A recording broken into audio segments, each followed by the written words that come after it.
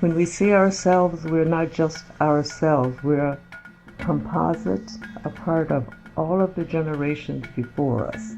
If you just think about it and reflect on it a little bit, you can feel the energy of those past generations, especially those past women, if you're a woman, that influenced you. And so our lives is just not our own doing. It's because of some guiding spirit that helped us, and all of the influences our mothers and grandmothers and aunts. We're just not self-made.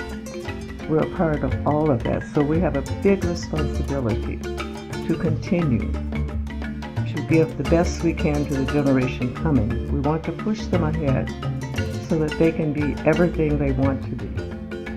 And they'll be a happy person.